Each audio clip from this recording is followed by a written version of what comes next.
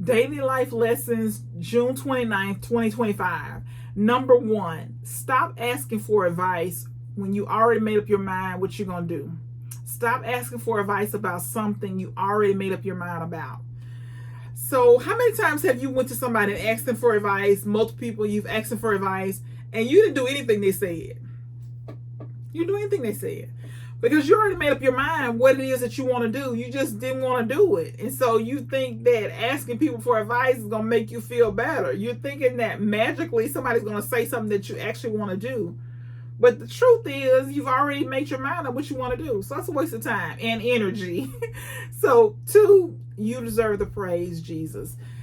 I just think about the goodness of God and all that He does and all the chances He's given us and all the love, the compassion, the giving His life for us, just over and over again, His goodness and the things that none of us are worthy of, right? Especially me, not worthy, but He just continues on my behalf, going to God for me, just continuous. And so I believe that He deserves the praise. So three, put yourself out there, take a chance on yourself, do it for yourself. It's just, this is a constant lesson that I'm learning, is that you've got to put yourself out there, that no one is going to find you unless you put yourself out there. Nobody's coming knocking on your door saying, we see you this, we think we want you for this. Nobody's coming. You got to put yourself out there over and over again. You got to take a chance on yourself. Sometimes it works out, sometimes it doesn't. But if you don't do it, there's a 100% chance that it's not going to work out. 4, finish what you start. Commit the next year to finishing what you start. Be a completer. So at this point, with half the year left, we've got to make sure that we're completing things that we've been talking about. We just need to go ahead and do it. Just go ahead and finish what we started. Just finish it. Just make it a commitment. Write it down. Make a list of things you need to complete and just work on that list. Work on completing those things. 5, why is it growing up we can't wait to be grown, so no one is telling us what to do? When we get older, we want to slow down time. We want to be younger. Enjoy your age. So this is a lesson that I'm learning. I'm seeing I've got 2 little kids at home, 10 and 12. It's a constant reminder that we want something that we're not. We want to be old. When we're younger, we want to be older. When we're older, we want to be younger. And so I believe in just enjoying wherever you are, whatever season of life you're in, whatever age you are. Just be thankful for the age that you are. Being thankful that God let you live this long. You've learned a few things. You can share a few things with other people, teaching them what you've learned. Just enjoy it. Whatever age you are, just enjoy. Enjoy that God lets you see that age. 6, we don't want to be reduced to the worst thing we have ever done. So I've heard this over and over again. I think this is so important that we don't shun people. We don't shame people. We don't judge people based on the worst thing they've ever done. As if to say we haven't done bad things ourselves. We have to be constantly reminded that this person did this thing. Okay, fine. But I've done this thing, this. I've done these horrible things. I have no room to judge nobody. I have no room to tell somebody, well, you did this. I have no room to say, well, hold it over their head, something that they did. I think that's wrong. 7, do stuff for the right reasons. People don't care what you do. So it's always important to examine your motives. Why are you doing this thing? Why are you doing it? What is your motives for doing it? And I believe in just do the right thing. No matter who's watching, no matter what somebody's saying, just do the right thing.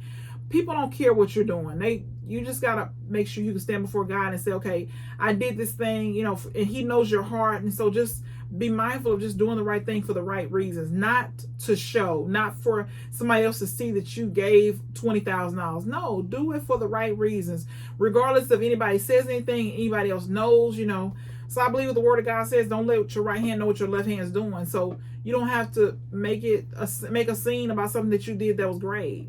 Do it for the right reasons. 8 is handle people with care, handle people with prayer. Sometimes we can get discouraged with people, and so the only thing we can do is handle them with care because they have their own story. They have things that life is lifing for them as well. And so we need to handle people well. You know, we need to treat people well. And so the only way you can really treat people well is not in your own strength. You got to pray to God. And so I believe in just taking people to God in prayer. You know, whatever it is, I want to pray for this person. I want to pray for myself and how I deal with this person. And I want to pray for this person that God will help them with whatever it is they need. And then number 9 is cut your parents some slack. They are not perfect, and neither are you. I am sure they have their regrets just like you do, just like we do. Let it go. Let go of the fact we wanted them to be perfect, which is impossible. It's something being a parent. I think until you become a parent, you don't understand the walk that your parents walked, and that they did the best they could with what they knew at the time. And if we know better, we ought to do better. And so we can see in our own walks, if you're a parent, how hard it is to be a parent, and that we make a lot of mistakes. We do the best we can, but we do make a lot of mistakes, and we just learn. You learn and grow, and you ask God to help you to be the best parent that you can be. And then 10 is be thankful they were as well as they were. So we have to be thankful to the parents that our parents were as well as they are. And so I always think about the fact that God chose these parents for us. We didn't get to choose.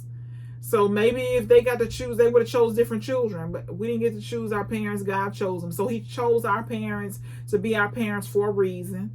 So I'm thankful that I have the parents that I have.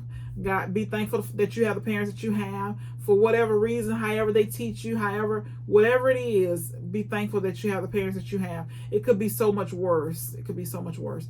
And 2, you have a level, if you're a parent, you have a level of compassion for them, because you realize that you as a parent, me as a parent, we're making mistakes. We're learning as we go. We're trying to get better. Sometimes we're better, sometimes we're worse.